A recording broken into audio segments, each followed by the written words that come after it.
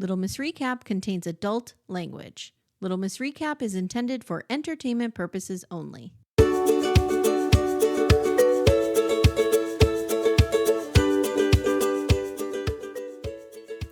Hey guys, welcome to Little Miss Recap. My name's Amy.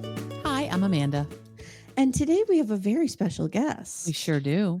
Mr. Axel Foley from DVR Podcast Network. Hello. Hello, sir. Hi.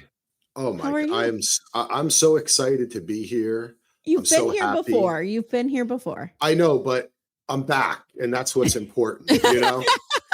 I'm back. I'm just excited. I have to, before I say anything, my wife told me to tell you that she loves you and all the BDFs out Aw. there. She just wanted me to tell you that before I Oh, go that's any super sweet. further. I see your wife in our Yes. Facebook group, and she's lovely. Yeah. Mhm. It's, you know what?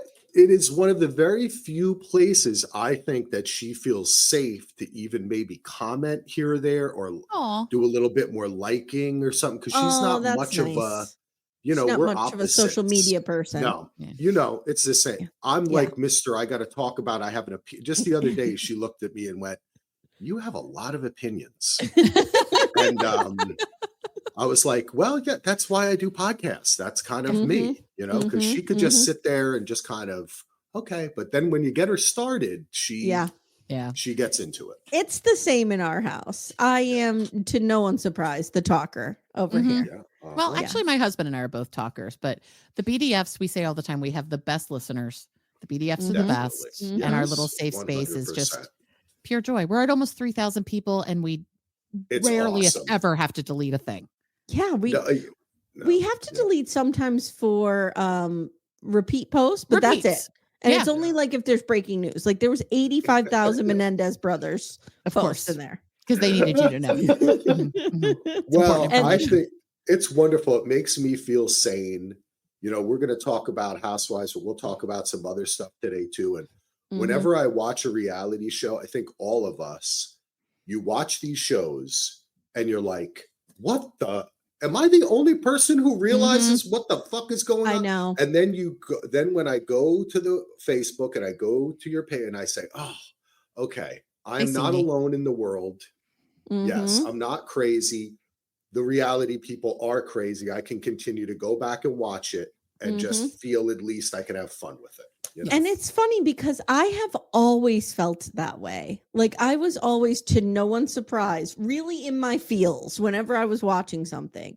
And Right. like when I'm really moved by something, like I just wanted to talk about it with everybody. I feel the same way. And yeah, and like even Handmaid's Tale, I was watching it and we'll talk about it at the end, but I was so moved by this most recent episode. And I was like, I wish somebody was here to sit with me and talk about it. Like you should have come to our couch because Todd and I would have talked with you about it. I even said we to were also in Amanda, our feels. I even said to Amanda when we were watching Sister Wives last week, I'm like, I need to come down and sit on your lap and watch this because it was you just, I don't know. It's television is not a singular experience anymore. No, it's not. All the reality. Almost every reality show I watch with my wife, she's not as much into some of the competition stuff, like be it Survivor or like Netflix had a great $1 Million Secret or so. I'll watch all that trash. Yeah. Even though, you know, Survivor's not, so it's kind of, sometimes it's trash, but it's actually pretty quality, you know, but she joins me for the Bravos, the 90 Day, all the fun reality stuff. She's in on that stuff, but she did leave me alone on Handmaid's Tale. She dropped out a couple seasons ago, which I could not. It's hard for women to watch. Exactly. Yeah. I get it. It is a difficult show, and it verges on the torture porn. Yeah. So you have to kind of like, if it's triggering in that way, why watch it? Yeah, this season has thankfully been very low on the torture porn. So much better. Thank God. Yeah. So far. And little victories. We get our little victories. Yeah, we're finally getting some good happening here. Yep. So Axel, for those people who aren't familiar with you, tell everyone, like, you've been doing this a long time. I have been podcasting since about 2007. Wow. I was a child as of old radio. as my kids. Yes.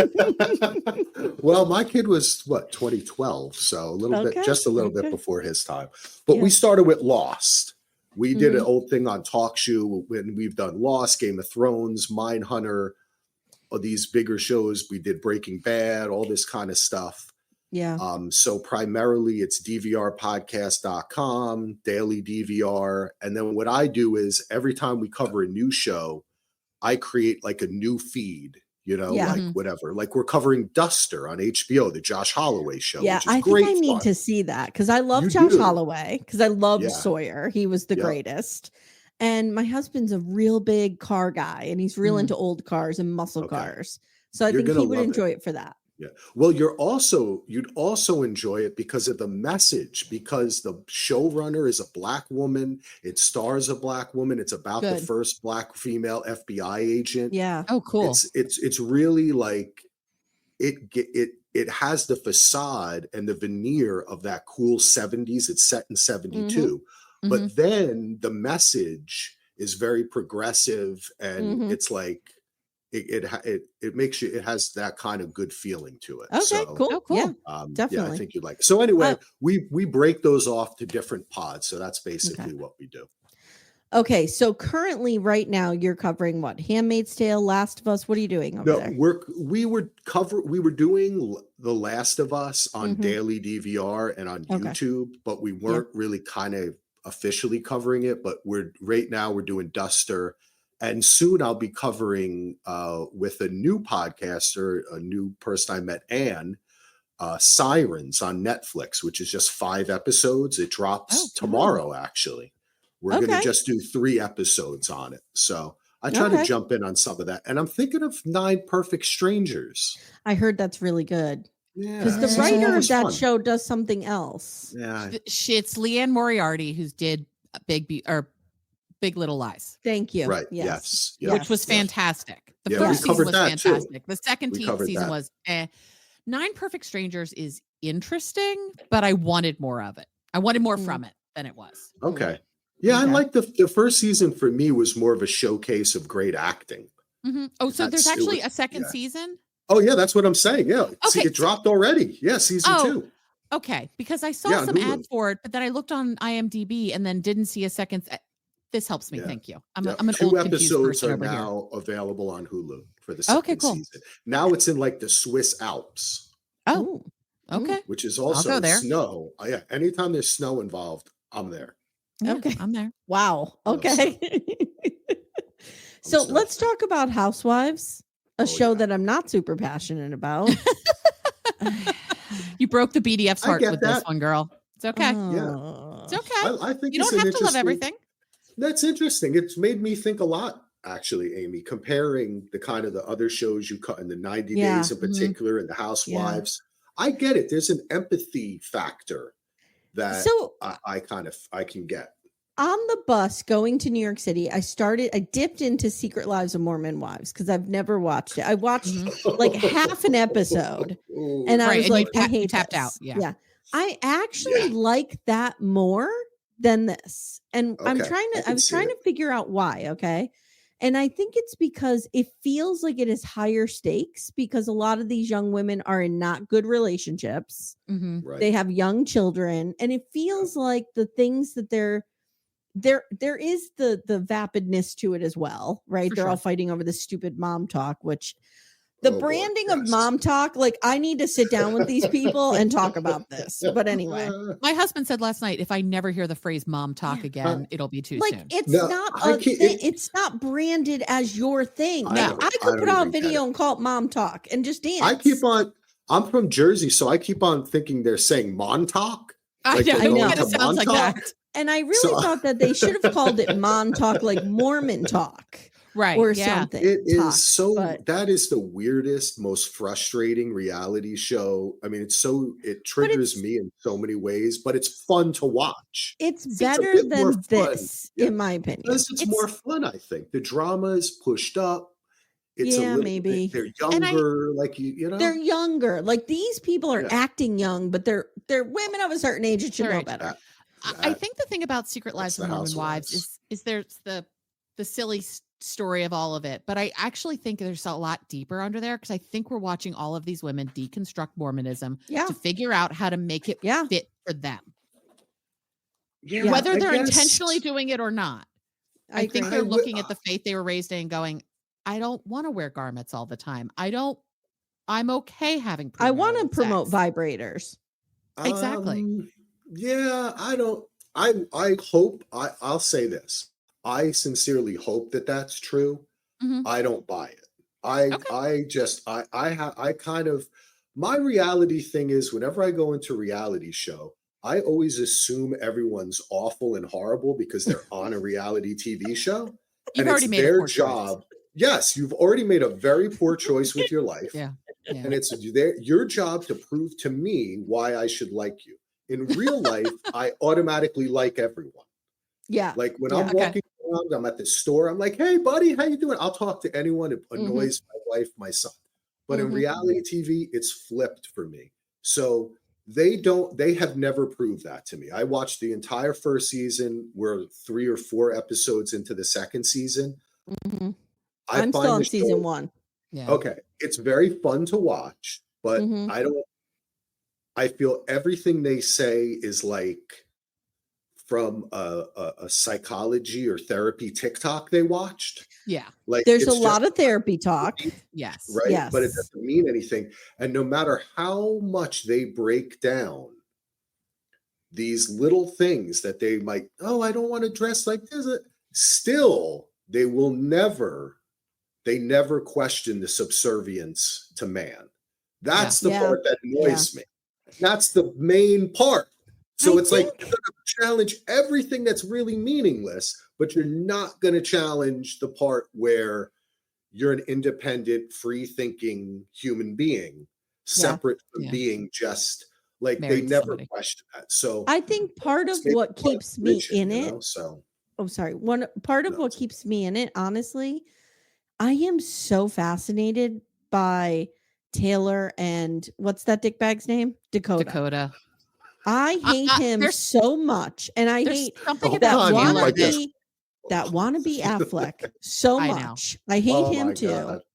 There's something about Taylor that really hits me, and I have a ton of empathy for her. Yeah. Is she a great person? Probably not, but she's trying. She's trying, and the way her family treats her is just so terrible. And no wonder she's struggling. They really shame her. They really shame her. Amy, wait till you see season 2. It's horrible what they do to her. It's awful. Why would you even, to me, I just also kind of say, like, why would you have people like that in your life? You have to make, like, that's, when your family treats you like that, when they hate you like that, you need to say, bye, family. I have enough money from Mom Talk, and I have a TV show. You can follow me around if you want more time. I just don't think they're programmed to do that. Like, if you don't grow up seeing women doing that, I know. If you don't grow up seeing women model that for you, you don't know it. Hard. Yeah. I don't know. So let's get into Real Housewives, shall we? Because I don't have a ton of notes because you're over it. I'm over it. I'm slogging through these next couple. I know you are. Let me know if you need me to start doing notes at some point. It is very different than the attention I pay for Gypsy Rose. Well, of course, that's important television. Yes. Well, I mean, come on, that's Gypsy Rose. All right, so this is season 1, episode 11. All bets are off. We get this opening shot of Robert Sr., Mary Cosby's husband, who's a full-on senior citizen at this point. Yes. And this is classic stuff. Yeah. He just wants to sell the Florida house because he's tired. Yeah. Yes. Pretty much.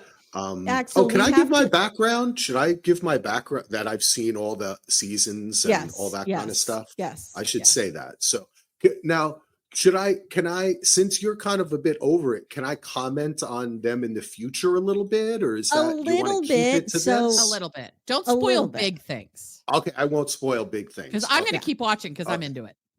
Yeah, yes. Okay. I understand. I will then. Well, Amanda, you may not want to I know be Mary here. Payne is going to ruin it for all of us, and it'll be fine. I'll get through Mary Payne is coming on for episode 16, which is the finale. And she's going to tell us what happens in the future. Yeah, you know what? Tell us. Whatever. It is what it is.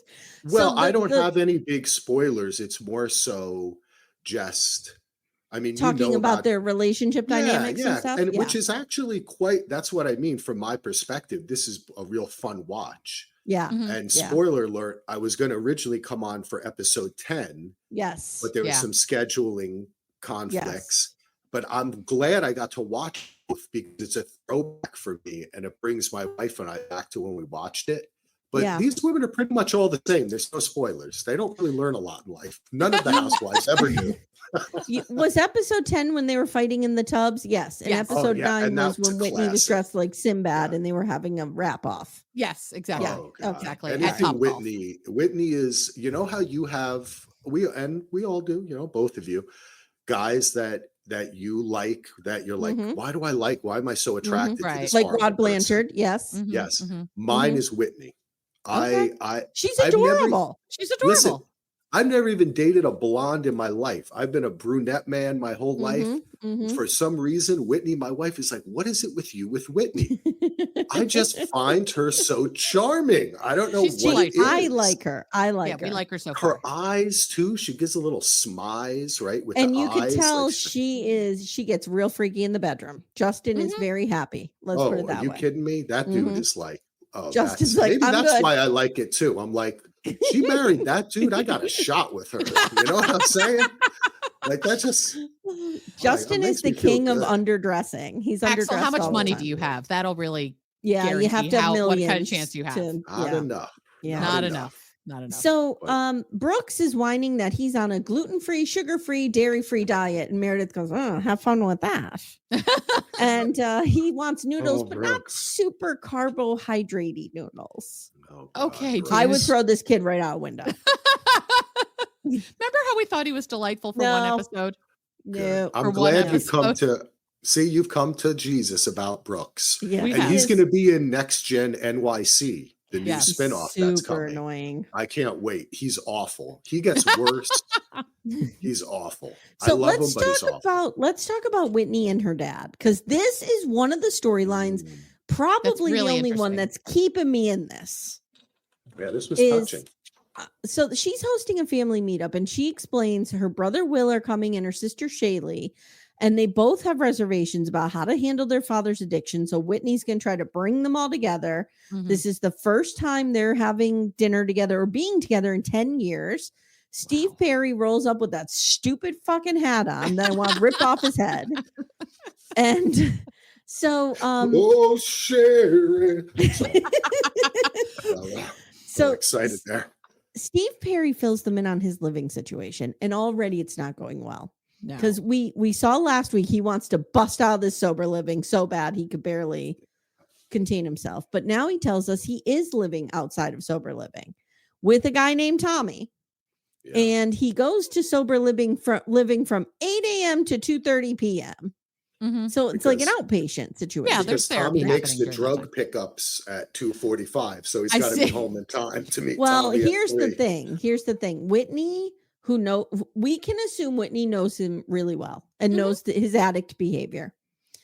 She believes strongly that he should still be in sober living. So there's a problem here. Yeah. So do I. So she says, he says, we had a great family. We had a lot of fun. And Shay says, I have good memories of you and I need to continue to hang on to that and make new ones. And Will says, yeah, you have a bit of a track record, Dad. You say things, you do a lot of talking, and then it fizzles out. And Whitney tells the camera, Will and Shay are really hurt and abandoned by him. And Steve Perry says, why don't you guys join me for a process group? And I'm just so happy to be back in your lives. So we were kind of spoiled on this a little bit, Axel. We know that he just kind of goes away, right? Like he disappears off the show. Well, he does, but the word is that his struggles continue, as with so many addicts, and we all have people in our lives. That's why this is really sad. Because nobody's right or wrong in any of this, right? Like they've all had their own experiences with him. But I have to say, and I can remember even when I first watched it, I did not have much confidence in anything this guy was saying, unfortunately. No. He's trying to half-ass it, right? Like, I'll go during the day, and then at night, he's not ready. You're craving, or the habits you had that led to your addiction, I'm sure they were most active between the hours of 9:30 and 2:30 p.m. Right? Right. Like, come on. Right. Yes. You should be going there from 2:30 to the next morning at 9. Yes. Then you'd probably be a little bit safer, buddy. But that's a good point. Yeah, but it also is a little manufactured from Whitney's point of view too. And I've struggled with this storyline with her. I know she is. They all do try to bring things up that they say they want to kind of bring up. But when the kids are involved, and then he's like, come to the thing with me. And it's like, Dad, he's like asking for more from them in a way. Yeah. Didn't you explain a little bit too, right? Like, you shouldn't be asking, like, I don't know. It was tough. At this point, I think he's in the place where he has to want recovery more than anything. Yeah. And he doesn't. He just doesn't. He's not there yet. And he's not there yet. That's sad. I'm not gonna say it's fine. It's not fine. It's he sad. has the energy of Michael from Joey and Michael on Love After Lockup. Do you watch Love After Lockup, Axel? No, I've actually never seen it. So good. Oh, it's so good. All the seasons are on. What are they on, Amanda? Peacock? Peacock, I believe. Yeah. Maybe I'll check it out. It's riveting really because it is a class study on addiction and crime and the intermingling of the two. It's a story of recidivism, really. That's and watching people try to get out. There's a guy on this current season who is a meth addict, and he, within 2 days of getting out of prison, is coming out of his own skin to use. The energy is heartbreaking. Right? To watch. The more you go to prison, the more likely you are to go back. The American prison system, it just punishes. It doesn't teach people. It does not rehabilitate. It doesn't help people. And they don't have the resources. Like this guy, this Steve Perry character. I mean, he really is lucky that he has resources. It seems like Whitney and Justin have at least paid for one round of sober living. Yeah. Yes. So like he should be lucky that he's not just depending on the prison system to get him clean here and there, because that's what other people have to do. But he can't, it's not anything he can control, right? That's what's so sad about the whole scene. Right. And it's just I always feel awkward with scenes like this in especially the Housewives, because then they're going to follow this up with something utterly ridiculous, which they do. And they do. So we go over to Jen. She is hanging out with Sharrieff. I guess they've made up. And they are setting Heather up with his main dog, Big Daddy. Yeah. No, Big Easy. Big Daddy. I think is it Big Daddy or Big Easy? He calls him Big Daddy, and then later he calls him Big Easy. Big Easy. Okay. I don't know what the hell this guy's name is. I think Heather wanted to like punch herself in the face repeatedly rather than have to spend time with this man. His name is actually Keith. He's big, but he's not easy. Yeah. So we see footage of Heather telling Jen she's worried that Jen likes Lisa and Meredith more than her. This is the middle school shit I can't deal with. Okay. This is Heather to a T, though. Heather's so character. like Heather, but I love Heather. Heather is like, actually, in a lot of ways, I feel like Heather is the most real person on this show. I like agree. She's actually, because she's on. This is early on when she keeps on mentioning, I'm ex-Mormon. Oh, the church. Oh, my ex-husband. Right? Billy didn't do this. Or when he proposed it, blah, blah, blah. Right? Yeah. That's where we are at in her journey. And it's interesting to see her company is just starting. Right? But unfortunately, part of that journey is she's still in love with, I don't know how to describe being that Mormon tendency, or that tendency she had from the church to need someone to guide her to follow something. It's baked in. Follow someone. Yep. Right. And she's transferred that to Jen. So her entire personality, I'm telling you, is dependent on Jen Shaw. Yeah. She doesn't trust herself. She doesn't trust in so many her own other intuition. ways. She's interesting. Like, she doesn't. That's a great. That's she doesn't trust herself, and she's so capable in some parts of her life. But she needs to be guided. She's capable in the parts of her life that she's actually not supposed to be capable at. So, like, she's not supposed to be running a business, and she's very capable. And her business partner said that last week. Yeah, she was like, "You need to run the rest of your life like the way you run the business." Yep. Yeah. But then when it gets to mothering and dating and all that stuff, she falls apart because she doesn't know how to do that. And we also see this, like we see it when, so they're on this date and Keith is like, you know, he comes in, he's like 8 feet tall. He's a big guy. Right. Mhm. And she's like, oh, I really like him. And then he orders a Shirley Temple and she's like, well, that's a fruity drink. Like there's also this idea of masculinity wrapped up in this. Oh yeah. Oh, And this is like that that is ingrained in people. And I will admit that I fall victim to it all the time, but I at least know it. Yeah. You know what I mean? Like, I don't think Right. these guys are aware of it. And so she's like, why is he drinking this stupid drink? Like, maybe the guy just doesn't drink. Maybe he wants Shirley Temple.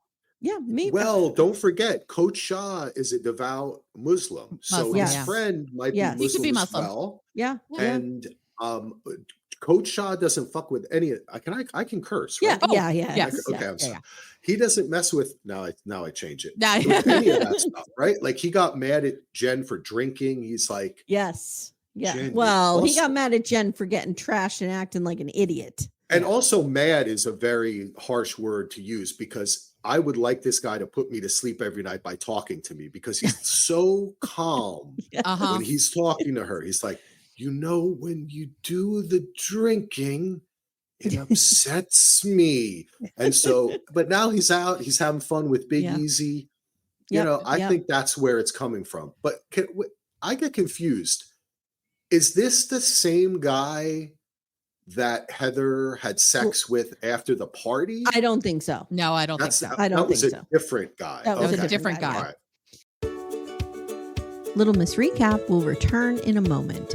For ad-free episodes, visit littlemissrecap.com/support. So their date doesn't go well because, and I come from the world of academia, so I felt seen in this moment because you don't ask someone from academia, what do you do? Because you're just going to get a TED Talk. So this guy... That's the Bravo editing where they put in the corner the time. That's the thing. That's the editing thing I is can argue so much. It's right? so Like, superior to TLC. Imagine if 90 Days did those editing callbacks. Imagine if their editing is so it's so good. It's so good. But the Bravo I agree. is so great. And as the seasons progress, that's why people start loving the Housewives shows because all of the Bravo shows, be it Southern Charm, Summer House, all this stuff, which I watch all of, it becomes so self-referential that by the 3rd or 4th season, they could spend half an episode just showing you clips from 2 seasons ago. Yeah. Like it's so into itself. I just want to mention that. I love and the production Bravo is like trolling them. But production is trolling them too. They always do that. They always make fun of them and show when they're lying. They flash back. You know, like how many times Lisa Barlow has been like, I have never been rude. And then they cut to her being like, you bitch. Fuck you. You know? Oh God, I love it. Well, Heather says, you know, this date's not going well. This was a TED Talk. I'm not here for it. Goodbye. Now, like we do for every episode, we have to have a trip or a party. Absolutely. And this episode, it's a trip. They're going to Vegas. Take me to Vegas Take right me now. to Vegas right now. Meredith says, not really my style, but I'll go. Do you so hard to be you, girl? Axel, do you agree that Meredith looks like a young Brooke Shields? I think you are being very, very generous to Meredith. I think she's beautiful. I think Meredith, if there was a little bit, as Whitney points out, with the lips and the work done and everything, is a little less. Maybe I could tell. They're very made up. That's what throws me because I always know Meredith as the big lips and her face just doesn't move. Well, and she has to talk out the side of her mouth. Because my husband. You'll get that later, but that's we're going to Vegas. So I love Meredith. The thing is this is Real Housewives of Salt Lake City, but Meredith and Lisa are from New York. So and it this shows. This show has a very New York, like New York, what expat New Yorker feel for me. They have like a level, just a tick up of a level of sophistication that the other women don't. They have that New York air about them. Yeah, Yes. And they dress in black all the time. All the time. Yeah, well, All the time. So Mary doesn't want to go. And Meredith and Lisa are going, but they're not happy that they have not received apologies from Whitney yet. Because this is Whitney's trip, and they need Whitney to come before the queen, come before the throne, and get on a knee, bend a knee, and you know, whatever. So Jen is telling her paid friends that she is going to be the CEO of Fun because she gets along with everyone. Oh, everybody loves. Do you? No one's scared of her. No one is frightened of Jen Shah at all. She is honestly, this season is great because Jen Shah is an all-time classic reality TV villain. And she actually went to, spoiler, you know. Yeah, we know she went to jail. Yes. So, and deserved it completely and should have probably gotten way more time than she got. But she is the disconnect between her thoughts and reality is astonishing to watch in all facets of her life. Her marriage, friendships, her self-perception, everything. Everything around her, smoke and mirrors. Everything. Everything. And then if it doesn't work, she can't she'll do go anything nuts. to me, and she scares me. Yes, she is. Heather's scared of. Okay, can I ask one question? Yeah. You skipped over Mary, who is my favorite, and I think. Did we get much of her? Well, you said she didn't go to the trip because she don't want to be around Jen. She doesn't want to be around Jen. And I want to just call out that Mary was right. Mary is pretty much always right. Really? She doesn't always act right. And there are certain seasons. Mary has had her own journey, and I don't think all of it has been on camera. There's been, there's been substance abuse issues with her son that came up later. Which is the recent season. Right. But I think that there was a few seasons where Mary herself may have been a little heavy on the pills or working out her medication, because she takes kind of a back seat in the show. And then she kind of comes forward again. And this is one of the seasons where she was more forward. But she is just the best. And you know that Mary started the show, right? Yeah. No, I didn't know that. Andy Cohen met Mary. Yeah. And Mary is the impetus for the entire show. Okay. That's why she'll always be. Andy Cohen is this very, very loyal. So whoever starts the show will always, it's like Kyle on Summer House. If you can figure out who started the show, you'll know that they'll always be loyal to that person. Like Teresa on New Jersey. Right. Sometimes overly loyal. Like, what the hell is the Countess? She's still on Bravo. Like, I struggle with Mary because of the church situation, but I don't dislike her. I don't dislike her. I just have a problem with those kinds of churches, but I don't dislike Mary. No, she's so really fun. And her house is crazy. Like, every room is just full of clothes and stuff. Yeah. So much stuff. Well, so they're going to go for 2 days, and they need a whole other limo for their luggage. Good gravy. Now, Amanda, you and I went to New York City this past weekend. We went to a classy event. We did. We had to put like makeup on and shit. Like, and I was there for 2 days, and I had a small backpack. Yeah, I would have had a backpack too, except I hurt my knee, and so I was like, I just don't want to have more weight on me, so I had a rolly bag, but it was half empty. Yeah. I would probably have a larger piece of luggage myself.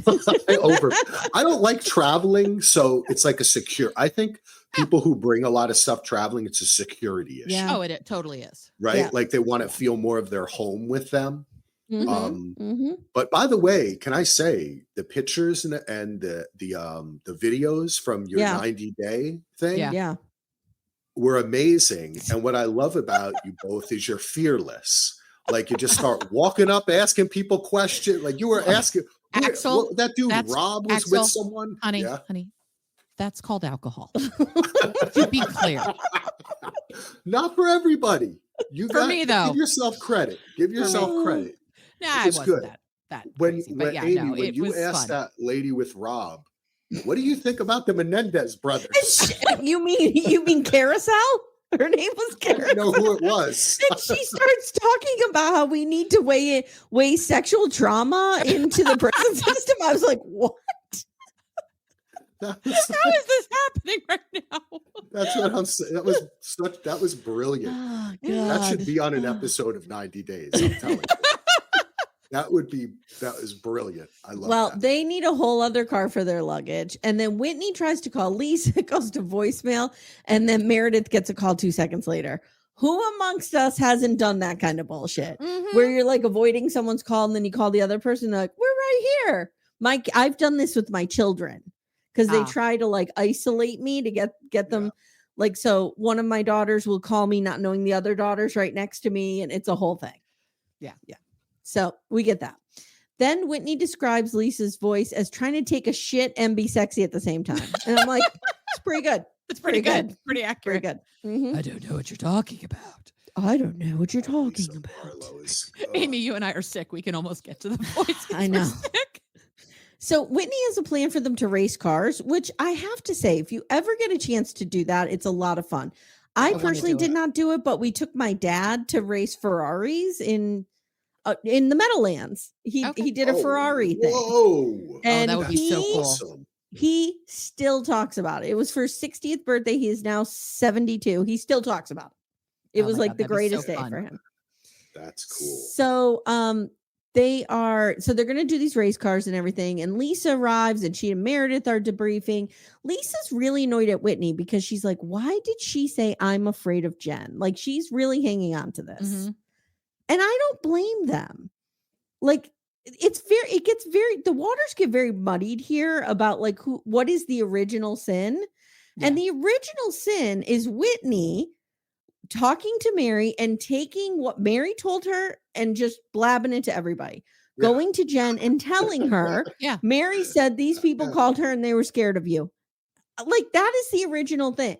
And she did it though to deflect off what they were talking. Remember, they were I think Jen was upset about something else. It was still they were still on the hospital smell. Yeah. They were still on the smells like hospital. This ridiculous. This is Whitney to a T. I love her to death. She's find her stirring it up all the time. She always does this. She loves to do it, and with a little wink and a smile in her interview. Too. Yes. She's like a little pixie, like a little. Yeah. Happy birthday, Mr. President. Very much so. So Whitney is telling Heather she wanted to take this opportunity to clear the air. Is that what we're doing? Clearing the air? Yeah. Is that what this is? We're all siloed and talking about each other. That air is going to be full of hot air very quickly. So Jen takes Heather shopping with a personal shopper here to make up for the big daddy, big easy, big whatever debacle. Can someone take me shopping when they set me up on a bad date? That's never happened to me before. Like, are you going to take me to Old Navy? Yeah, that's about as good as it gets. Get a performance fleece. This is kind of reminiscent of when someone abuses someone and then gives them like a candy bar afterwards. Yes. Yeah. And there's a lot of the that's relationship is. Shamazing. This is shamazing. Let me get on the bar. Flies right off the bar. Everybody screaming. They get to the racetrack and Lisa's like, I drive a Porsche in real life. Am I going to be able to handle this? Like, what do you think of her? It's like, shut up right now. Shut up. Lisa Barlow is the worst person in the world. She is the worst. I don't know if you heard our episode the other day, a few weeks ago, where I was saying she's trying to make Jack and Henry like the CFO and CEO of their companies. Oh my God. Let me tell you something. Spoiler alert. You're going to enjoy where that goes in later seasons. Okay, good. Just to tell you, Amanda, if you keep watching, you're gonna. I'm gonna keep watching. We're just not covering it. Okay, the decisions of let's just say that her awful parenting has its consequences. Okay, good. Yeah, and I actually like her husband. I find her husband to be okay. He's not too bad. Who's her husband? John. Yeah, I don't hate him. Tall, bald guy. Yeah. I don't like Seth Brooks. Oh, right. Or Marks. Are you kidding me? That guy is he is the slimiest motherfucker. Episode 1, he's like, my wife doesn't fuck me enough. So that was it for me. And I was into it for an episode. Anytime I hear a man say my wife doesn't fuck me enough, I'm out. You're out. I'm out. So on the Yeah, racetrack, I'm just Whitney quiet. Smart. on My the wife is racetrack, listening. Whitney is apologizing for telling Jen what they said, and Lisa says, "If you think something, please come and ask me first. Okay, you don't need to go tell Jen behind my back." So now we're with Jen and Heather, and Jen starts to once again get ramped up. This woman has zero emotional regulation. She has Zero. no chill. No chill. No chill. At all. None. Yes. And She's crazy. she's Right. freaking out about Whitney opening her mouth at her husband's birthday party, and Heather goes, "Are you blaming Whitney for you throwing the glass?" I thought that was good. I like that. I was there for that. Jen flips out and says, "Heather, you need to stick up for me," to Whitney. And Heather tells the camera that Jen's version of a good friend is a henchman. Yeah. See how she Yeah. can see it? That's what Mhm. Heather, you'll see the growth in her. Because Mhm. what I'm saying about her she's still trying to fight it. So that's why, I don't think she didn't even write her book yet. But when did that book come out? I think is it season 2 or 3 Okay. that the book. Okay. What are they on? Okay. 5 now? Yeah. Yeah, they're on 5 because the So- book, because I listened to the book and it goes from her birth until the show happens, until the first season Okay. of the show happens, and talks about Okay. the whole season, and then that's it. But not Okay. like Yeah, it's details either of the second season, or just talking third. about her experience of becoming a housewife and all that meant to her, and blah blah blah. Okay. I think writing that book made her even more self-analytical, right? Looking yeah, at her she- own actions. She of really course, looks at and- herself. Yeah, so Yeah. that's why she She's does have these introspective. moments Yeah. of clarity, introspection, Mhm. right? These moments of clarity where she says something, because that's the real Heather. Heather is a shit kicker. She really has it in her to always like kind of speak truth to power, as they Yeah. say. That's kind of That's who what she we like wants to her. be. That's why Yeah. we like her. Yeah. Yeah. And Yeah. she didn't grow up super rich and stuff. Like, I mean, she grew up very comfortable, but not Real Housewives level. No, I don't think she Yeah, was she posh. grew up very And normally. remember the original beef of this entire show is Lisa saying that Heather was a good time girl. Yes, Remember? Yes. In college. at Yes. BYU. At BYU, because she flashed her tits or something for 1 Right, and second. Heather's like, But "What the Heather fuck are you claims it talking never about?" happened. Yeah.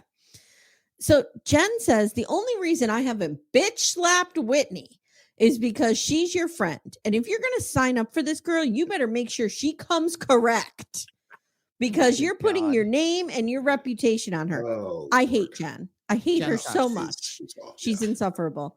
And that's Crazy. it. That's where we leave the episode. We get a little preview for next week where everybody's fighting again.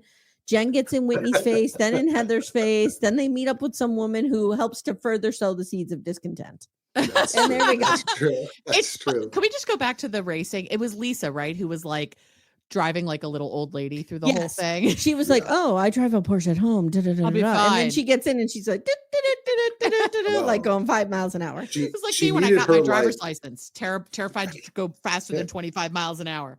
Mhm, Oh man. mhm. She needed her like 8-foot tall Coke that she drinks, her Diet Coke to give Okay. her that strength. Can I just say something for a minute?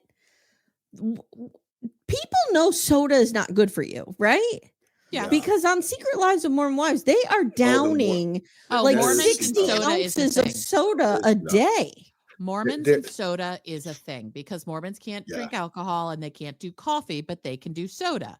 In what world is soda a replacement for alcohol? Probably there was a soda company that wanted to build a factory in Utah. So they were like, Mhm. okay, everybody, you can drink Yeah. soda. Now we're in a Probably soda. right. Probably They're right. like, we Look, can't grow coffee. If we could grow coffee in Utah, you'd be able to drink coffee. 'Cause kind the of like you Mormons, can only they're- fish they're- on Fridays during Lent for the Catholic Yeah, Church. exactly. Yeah. The amount of product placement in Secret Lives of Mormon Wives between Swig soda and Poppy is ridiculous. Yes. Yeah. It's absolutely Well, ridiculous. they But I'm have. Did they feature it in this one where in Utah they have or Salt Lake, whatever, they have like soda bars? Yeah. Yeah. That's the Yeah, episode that's I'm what- watching now. Yeah, that's what Swig is. Or they have So- okay, yes, that was this. Okay. Right. So they they went go to to the this bar. soda bar and they're putting 85. It's like my kids at Dunkin'. Just please just put a bag of sugar in that coffee. Wait, and was give it that to me. first season of Mormon Wives that they went to that? Yeah. Yeah. Okay, so that's what it was. Okay, because Yeah. somebody did in the second season, someone does it in their house. Yes. Well, they did have a party where Okay. they had the guy in the house too in season 1. Yeah. Okay. Yeah. That was the baby blessing that it all nobody was comes back invited to me. to. Have you gotten, Oh. just real quick, have you gotten to Whitney and the cake yet? So I got to the party and Whitney brings out the cake. Okay, but you don't know about the cake yet. No. Okay. Can't All right. wait. Are you're not talking about the Fruity Pebbles situation? Nope, not the Fruity Pebbles Okay. situation. Okay. The cake. It's so You'll know. Like they're like, oh, when you're part of the Mormon religion, you have to keep your body clean, so we can't drink. Don't drink soda. Yeah. What are you doing?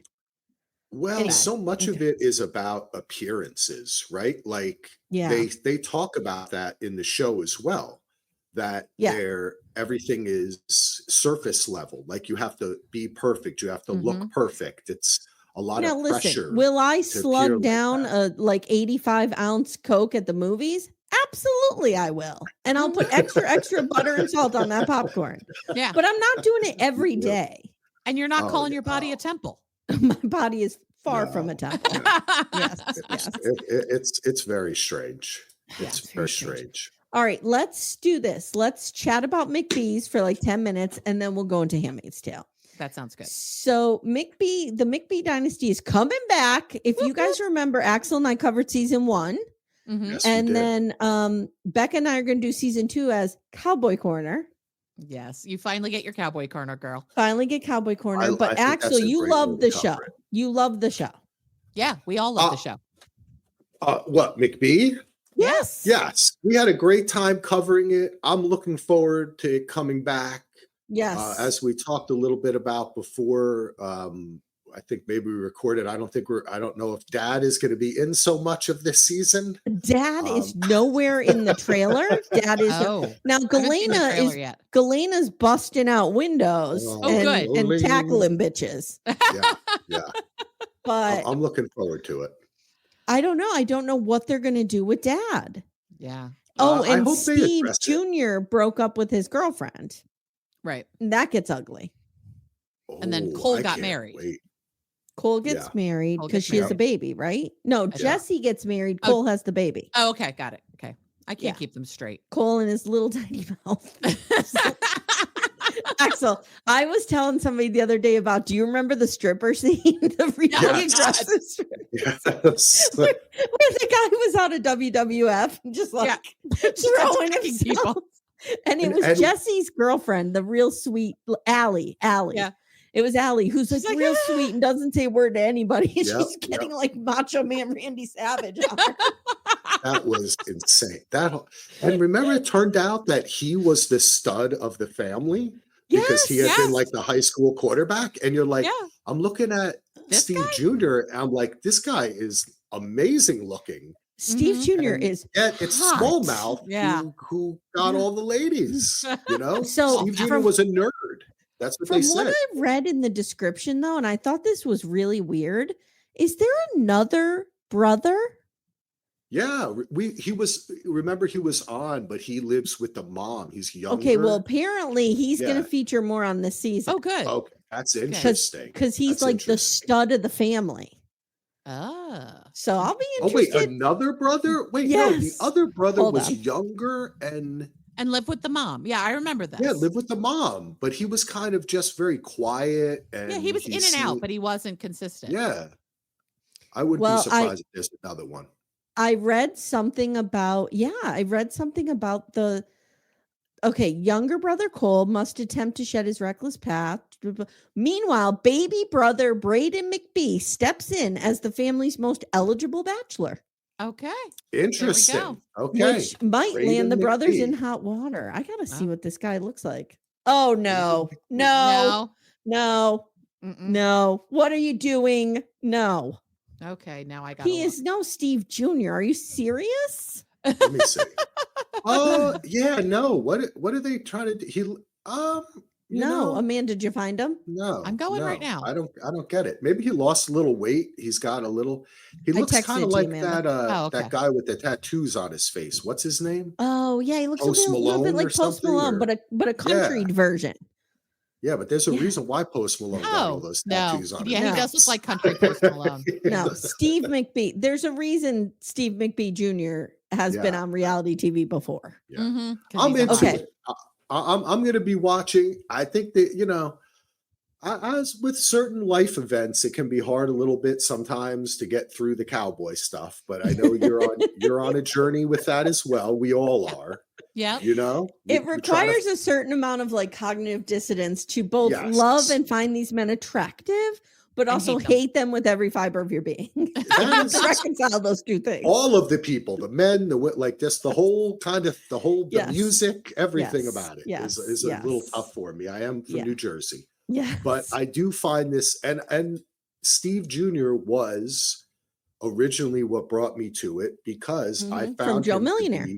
So charming on Joe Millionaire. Really. I found to be really the star of that show. And I'd like to see him step out a little bit more, be a little bit more real on this season, because he was a little bit too much of a daddy's boy in season 1. I want to see him. Is this breakup going to let him shine and say like, hey, maybe dad doesn't know what he's doing? Because dad acts like a fucking idiot. But and dad has no degree. Didn't go to school. He's a self-made man. Well, guess what, Steve Jr.? You went to school. You know how to actually file the paperwork with the insurance company. Yes. You should be running you know, this is almost like, oh my God, I'm getting excited. This is like a Godfather-esque story where he can make it right. He can legitimize. So he's Michael Corleone. He's Michael. Yes. And exactly. he's gonna write. Michael, okay. Yeah. This might be overstating it. His Diane Keaton. No, that's about right. Because Cole would be Fredo. Right? Cole could be Fredo, right? God. I knew it was you, Fredo. I knew it was you, Fredo. Okay. Oh, Fredo. Little Miss Recap will return in a moment. For ad-free episodes, visit littlemissrecap.com/support. All right. Brings me back to my beginning. Can we talk before we go? Can we talk a little 90 Day? Yeah. Sure. Because I never get. Oh, you want to talk about Gregory? Oh, yeah, you want to talk about Gregory? Are you taking a shower? That man child who can't do a blessed thing for himself. I hope Joan is watching all of this, because this will be the rest of her life. Gregory, I have your lunch bag. My wife was shocked to find out that I think Joan is like so hot. Like Joan is hot. I love Joan, but just her personality. Like that's what I was gonna say. It's her personality. She will just like call. She'll call Lucille right out on the carpet. Yeah. I love it. I want Joan to come right now over to this house and go, look at you. Get it, Joan. You know what it is about Joan?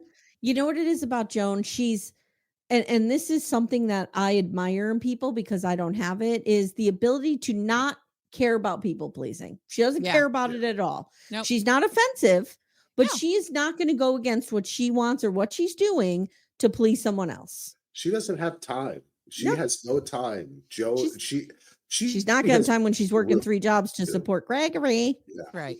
She's not going to be able to hold down a job for 10 minutes. Just the accent makes, and this is why I can see why you could love 90 Day, because 90 Day provides you as a reality TV viewer with a mix of, you have the kind of more fake, like Instagram, TikTok, like Sharper and Shekinah. Exactly, Sharper. And then you have like Greg and Joan, right? Where it's like, come on. I mean, is Greg really going to like use this to become like a spokesperson on Instagram for something? Probably not. No, he doesn't really give a shit. Just on a TV. Yeah, he's on a TV show. He's a regular dude. I think a little bit of their their storyline seems fabricated. With, I think he probably already had the job, so it gave Joan to say to him, when are you going to get your job? You know? You mean when he did this? Hello. Oh, hi, state of New York. Oh, I'm hired up? Yes. Okay, I will be there at 9. Yes, exactly. We happened to be filming out by the chickens. Oh, I got a phone call. Right. Yes. Gregory, New York State is on the phone. And the mom, at first, my wife and I were scared because we were like, is she going to be like Colty's mom? Mother Yeah. Debbie. I think she is in that level. I think she is a culty mom. I think, yeah, it's bad. I don't know. I think that Debbie was a little crazy. Like she was off more than what's Greg's mom's name? Lucille. Yeah. I think Lucille's having fun with it because this episode when she says things have consequences. I just wrote Lucille vows revenge. Here's the difference though. Joan is lovely. Larissa was a nightmare. So let's put Lucille in the house with Larissa and see who Lucille becomes. You have a good point. I might root for Lucille in that situation. I might root for Lucille in that one too. As long as I can get a whoever's against the queen will die moment, I'm good. Yeah. Axel, are you going to watch 90 Day Hunt for Love? I'm going to watch I try to watch all the 90 Day stuff. For me, it's all about the casting. This season is such great casting. I'm interested in casting. To me, I feel like it's the best season of this show that I've ever watched. I really enjoy it. It's better than the last couple of OGs for sure. Yes. See, because when they have people like Chidi and the weird Renee, that was like I can't watch that. We just brought them up this weekend because I have underwear with a little bit of lace on it, and I said to Amanda, touch it. Every time I have underwear with a little bit of lace on, I think of that scene with Renee, and it's like just a little old lady lacing on the side. I'm like, I always feel so sexy like Renee and Chidi. Yes. Oh my God. That was scary. What was Axel, let me ask you, Renee, let me ask you a question. Would you have folded under the gaze of Rob if you saw him at the 90-day party like we all did? 100%. And I probably would have, you know what? You probably would have paid me about $50 for the dick pics I sent them after the party. Yeah. Yeah. Okay. No, I'm telling you, that man is kryptonite. I don't know what's happening. I thought I would do better. I really did. I mean, there were 6 or 8 of us, and we all went up, and one after one just fell. Oh my God. And he was so awful in that reunion. I know. He was terrible. Oh my God. He was going after for no reason. And then the way he treated, oh man, he's just, yeah. Here's what's funny though. We all admonished him, and he still hung out and talked to us all night. He still won us over. He did. But that's, oh my God. That's that world, right? Like he is in a sense playing a part, but it's probably also part of it. It becomes the mask becomes the face. We all enjoy it. We watch it. It's fun stuff. Yeah. I like those 90-day cats. I can see, Amy, why you can have more empathy. You can feel a little bit more kinship with the people on those shows than on the Housewives or some of those other shows where it's really, the Housewives really started, it's similar to me to like the Bachelor franchise, where the Bachelor originally started, where the Bachelor or Bachelorette was supposed to be unattainable. They were like an NFL quarterback, a prince. Yes. So now it's like the last Bachelor was a day trader. That's not a job. Okay? That's not a job. Bunch of podcasters. Right? Like day trading means, so you're saying I have a shot. You're saying I have a shot at this. Seriously, like you go on your computer and you buy stocks. Like that's what a day trader is. You're making money for yourself. That is not an unattainable thing. So one more thing I wanted to ask you about reality TV, and then we'll go to Handmaid's Tale real quick. Okay, yes. Did you see the Ultimatum Queer Edition is coming back? Yes, I posted it on Facebook too. That was the best season of that show. That was one of the best Netflix reality they ever did. Yeah. The straight version is stupid. The queer love was amazing because there were so many opportunities for different people to hook up. You have like 4 straight people, 4 straight couples. There's only 3 people that each of them can hook up with. These women and non-binary folks are like, everybody's an option here. So let's go. It's great. I love it. And it was just much more compelling. It was so compelling. It did get real, Axel. It really did. Well, Netflix has an issue with that. Are you all, I know you do watch like Love is Blind. Yeah, we cover Love is Blind. All that kind of stuff. And that is, even though that's the same production company as Married at First Sight, you can which see is a mess over there. Edit it differently. Yeah. Well, it's coming back onto Peacock, right? I this hope, summer. yes. And Yeah. I hope that they change the format a little bit. They need to. new experts. They need, and this is 100%. something 90 Day has fallen victim to that I don't like. Housewives, I think they kind of nailed it with like 13 episodes and like 2 reunions or whatever. This Been on too long. 26 episodes, it's half a year we're talking about this show. Mhm. And yeah, but you know, they can make it's production wise, it's so cheap to make these shows, and they're paying these people nothing. Yep. That if they could, the more they can milk out of it. That's why once they get them in a studio, they're like, we're paying this much to rent this studio today. Let's just have a 5-part reunion or something. You know, like you're absolutely right though. They milk it's it. too much. And Married at First Sight started adapting that, and it just doesn't work. Oh, I say that to my wife all the time. We'll be on like episode 22 of Married at First Sight, and I'll stop and I'll pause it. Yeah, exactly. Right. And I'll say to my wife, honey, it's June. We've been watching this show since September. Yes. Yeah. And then she'll be like, holy shit, all the stuff People that's happened in our life babies since in the then. time this show takes. Yeah. And it's so much for podcasts to cover too, like with 90 days too, like, you know, it's a lot. So much. It's a lot. Like I really enjoyed the 90 Day spinoffs where they were shorter, but then like Last Resort, they fell victim to it again. Last Resort season 1 was only 12 episodes, Amanda? I think so. And no tell-all. Now this season was 22 plus 5 tell-alls. We were like, come on. I couldn't believe that. It kept on going. I mean, I watched if all of Jasmine them, hadn't been pregnant, it wouldn't have stretched out as long. Right. They had to do it. Jasmine and Gino. What is Gino? He is an Adam Sandler character come to life. That's what Gino is. Yes. Hey, Jasmine. It's so strange. The character. They do great casting on 90 Day. I agree. So let's go to Handmaid's Tale real quick and then we'll wrap up.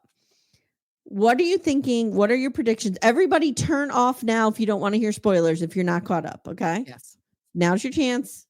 Last chance. Okay. So Axel, what do you think is what is going to happen in this next episode? What is the resolution of this? Does June reunite with Hannah? That's what I need to have happen.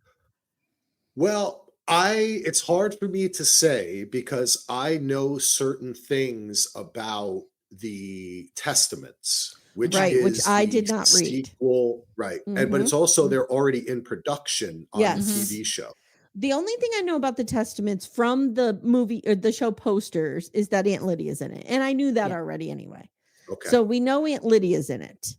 There are other characters in it that there's other things. So certain things I'm not going to answer, but I appreciate what do I think is going to happen in the next episode? I'm not quite sure. I was very excited about this last episode, and the bomb in the plane, everything was great. When those American planes flew over, I was like almost in tears. Like it was.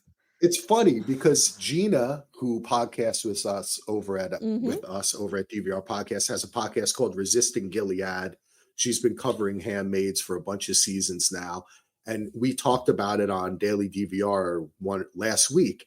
And I said, I'm waiting for this show to transition like Hunger Games from into like when Katniss became like the warrior. Was going out in battle. I need to see June really I want to see planes bombing. And then it happened. And I was like, okay, cool. I want to see, I hope the Testaments is more like a war where we take these fuckers down. Yeah. But I do have to I have a complaint. I'm sorry, but I do have a complaint, which is I really wish that the way they had formatted this season, they had condensed maybe episodes 1 to 5 into like one episode. I would have rather seen this build up with bringing the bomb onto the plane with secretly like the pacing is off on purpose. They need to stretch out the second half and condense the first half. The pacing is off, which I was freaking out about Yellow Jackets this season. It's Yellow Jackets, same thing. The pacing was it was awful. I don't even know what happened to Yellow Jackets. By the way, they're getting a season 4, which I'm very glad for. Yay. Yeah. For me, Yellow Jackets, first season almost perfect, and then it went like they just couldn't keep it up. So, but I still watch it all. Yeah.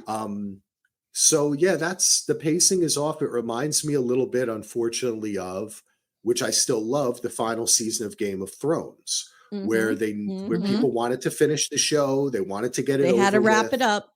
They had to wrap it up. So instead of getting like a 2-episode buildup of this plan where June gets caught and building up the tension, and then they come and rescue her in the other ones when they're getting hung, all that kind of stuff.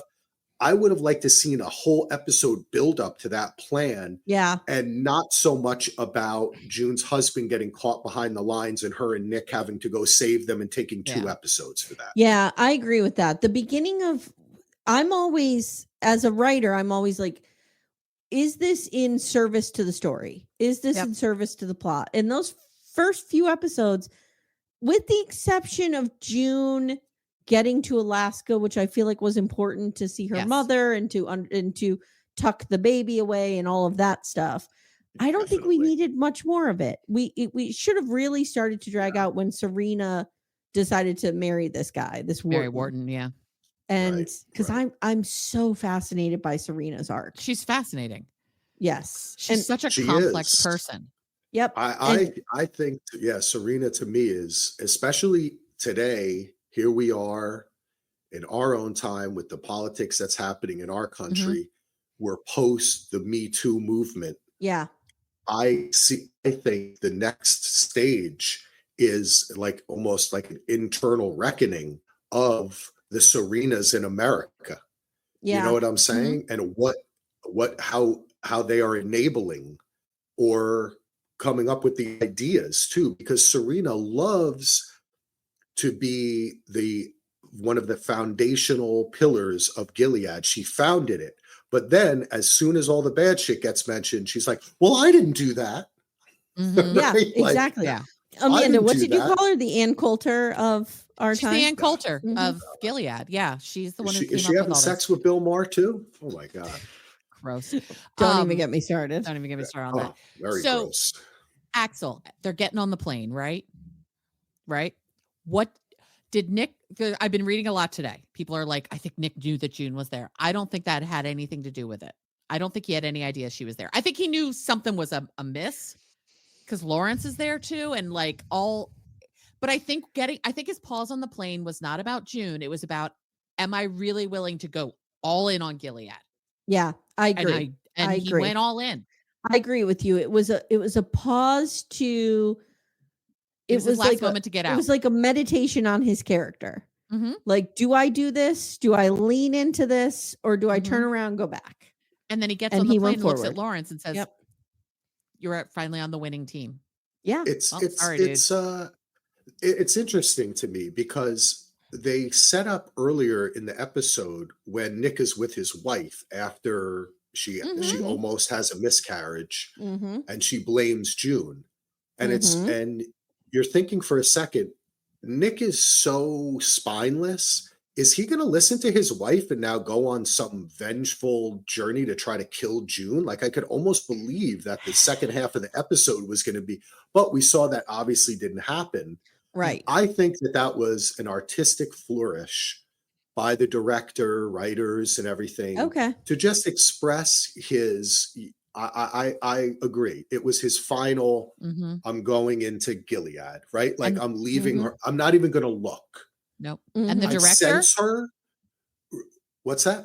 And the director, Elizabeth Moss. She's directing this one in the final. Yes. See?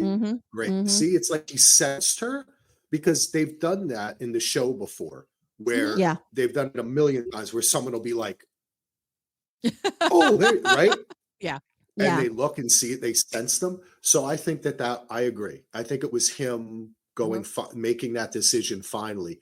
But then when he sits down and talks to Bradley Whitford, he can't help but say, how is she? How's she doing? You know, how's June doing? Right? Like, sorry, my kids are texting me. That was my fault. Oh, that's okay. Which Okay. which negates everything his wife said, right? Like Yeah. he wasn't Yeah. He's not over believing her. that at all. Yeah. I've yeah. never been No, he Team never Nick. will be. I've never been Team Nick. I always thought he was, at the end of the day, just going to serve himself at I any was Team turn. Nick. I I know was you Team were. Nick, but that tracks for me. Yeah, Of course, of he's course the it bad does. guy in the end. Well, Of course I he is. just have to, I will agree with what I believe June's mother said. Or is it June's mother or her husband, or I can't remember who it was, said, you fell in love with a Nazi. Nazi. What did you It's think was Moira. going to happen? Moira said Moira it. said it. Right? Like, How about and you that's don't kind fall of in the, love with Nazis? Nazis. yeah, that's Yeah. kind of the lesson of the Mhm. show, which is Yeah. you have to make, like, we can all be empathetic as Mhm. much as we try to be, but we have to have a line. And my line Yes. is Nazi. And that should be all of our lines. It really should. And on that note, On that happy note. Yeah. guys, thank you so much for doing this. This was Thanks, so Axel, much for being fun. here. Axel, we You love can- chatting with you. I could chat with you for 3 hours. I'm like your stalker. Every time a new show comes on, I'm like, Amy, do you want to talk about this, please? I know, Um, and I've been so busy, but now I think No, I'm you're- hitting a you're- place where like Gypsy Rose is ending, Love After Mhm. Lockup's ending, like shows are ending and falling off. So I'm like, okay, I can breathe. Yeah. Well, Yeah. this has been a play. Amanda, it's been wonderful talking with you Yes. and meeting you here on the interwebs. I listen to you Mhm. both. You guys are great. You're doing awesome stuff. Thank you. Keep So are Churning you. it out. So are you. We'll be listening. And again, my wife says she loves you both. And we love all the BDFs out there. All of you. That is so Wonderful. amazing, and That's we so love her wonderful. as well. Yeah. Okay, so tell everyone they could find you where. DVRpodcast.com or subscribe to Daily DVR, where you can find all of the shows that we do on one feed. All right, awesome. Cool. All right, guys, thank you so much. We'll see you next time. Take care, everyone. Bye. Bye. Thank you so much for listening to Little Miss Recap.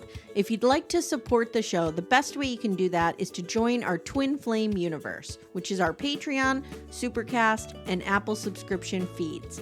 The links for those are in the show notes. You get ad-free episodes and a ton of bonus content. You can also subscribe to the feed so you don't miss an episode, share the show with a friend, and leave a 5-star review. To contact the show, please email me directly at amy@littlemissrecap.com or join our Facebook group Backdoor Friends. Thank you so much for listening, and we'll see you next time.